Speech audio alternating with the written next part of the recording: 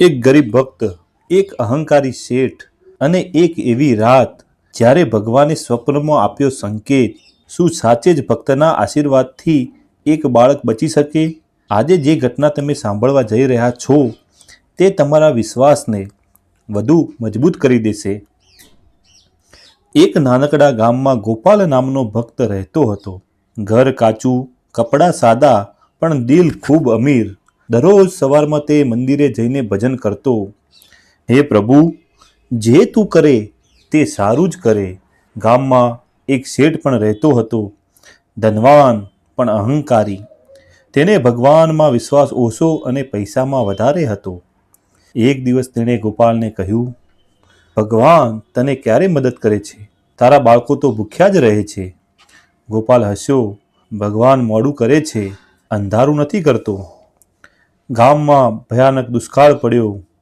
ખેતરો સુકાયા, પાણીના કૂવા ખાલી. ગોપાલના ઘરે અનાજ ખતમ થઈ ગયું. બાળકો 2 દિવસથી ભૂખ્યા હતા. પત્ની રડતી બોલી, હવે ભગવાન શું કરશે?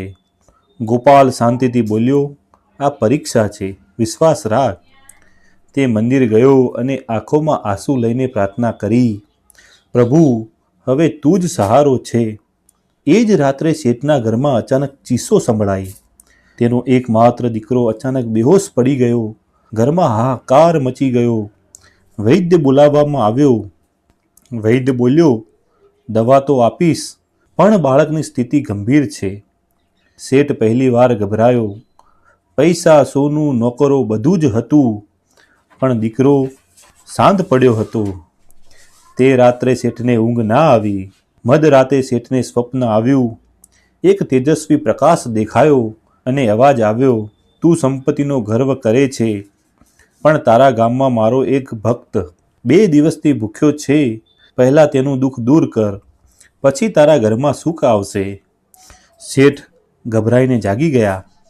તેના શરીરે કંપારી છૂટી ગઈ. સવાર થતાં જ શેઠ અનાજ અને પૈસા લઈને નીકળ્યો. સૌથી પહેલાં તે ગોપાલના ઘરે ગયો.